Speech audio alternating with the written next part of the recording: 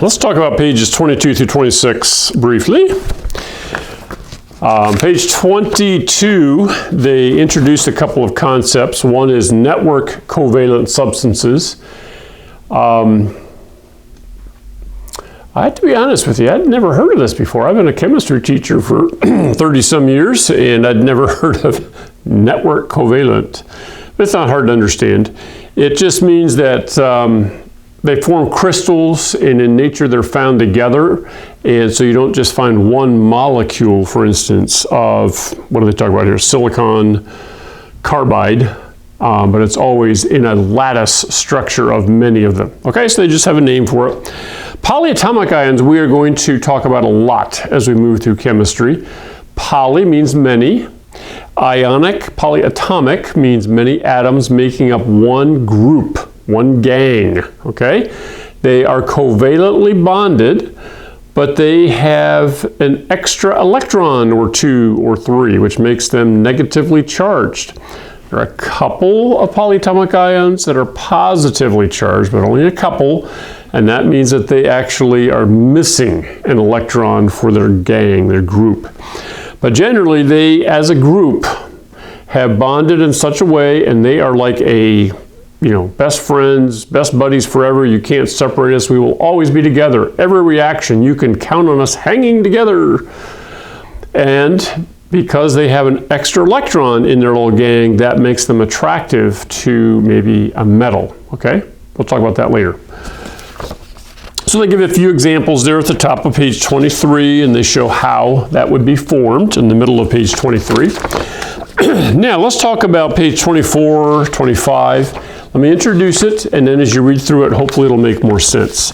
Because looking at it on a flat piece of paper, like they have here on page 26, just looks a little confusing, and maybe you're having a hard time visualizing these. Let's take this first one, linear. The root word is line, and that means that it forms a straight line. All three atoms are lined up, and this often happens when we have two double bonds. Okay, so we saw one of these in an earlier video, maybe carbon and oxygen, CO2. So that would form a 180-degree linear. Then we have bent. On page 26, they show that with tin and chlorine. I'm showing it here with oxygen and two hydrogens, H2O, but that molecule is bent. And the reason it's bent and not straight out is we have two electrons right here and two electrons right here, and they actually are pushing these electrons away from them and pushing them closer together. And so I think back here on page 25 it mentions how many degrees apart that would be, and I think it's 100. Well, I'm not going to sit here looking for it. You can look it up and see exactly how many degrees. That might not be important, or you might just have to find that to answer a question or two. Then we have what's called trigonal planar, okay?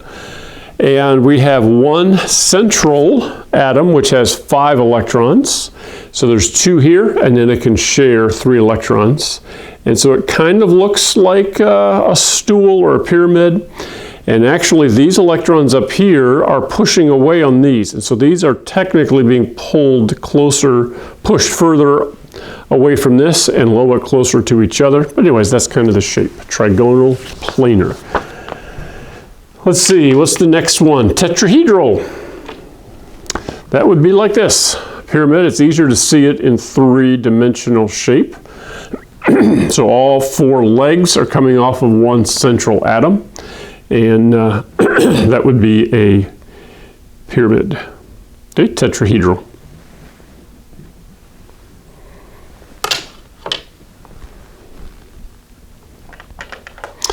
Then there's trigonal pyramidal, or would that be this? Okay, maybe.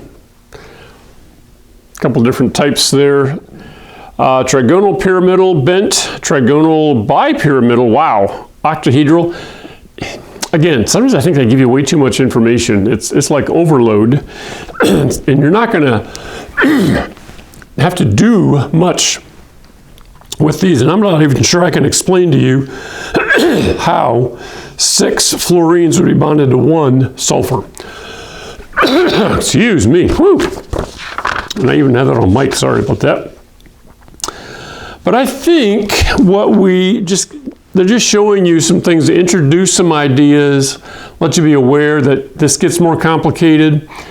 When you get to college, you'll say, yeah, you know, I think I saw that back when I was in high school. I don't think what you have to actually be held accountable for, though, on your checkups, your self-test, your pace test, is you don't have to have all this memorized, okay? You don't have to totally understand it all.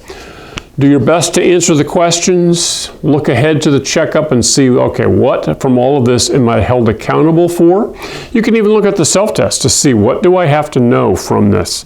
And as long as you know what's going to be on there, that's fine. Do not feel bad saying, but Mr. Anger or my supervisor, I don't understand. They have things on here I don't get. That's fine. One of the purposes of a high school course like this is to expose you to the fact that there's a lot of things out there that are beyond your understanding at this point, and then bring your attention back to say, okay, now let's just focus on what we need to know. That happens all the time, okay? So, like in the previous section, talked about the lengths, the actual lengths in microns or whatever it was of the bond lengths. Don't worry about that, okay? And the energy involved, we don't need that yet. So they have it there to show you that it can be measured, it can be determined. If you were to go to college or go to grad school and do chemistry, it might become important at that point.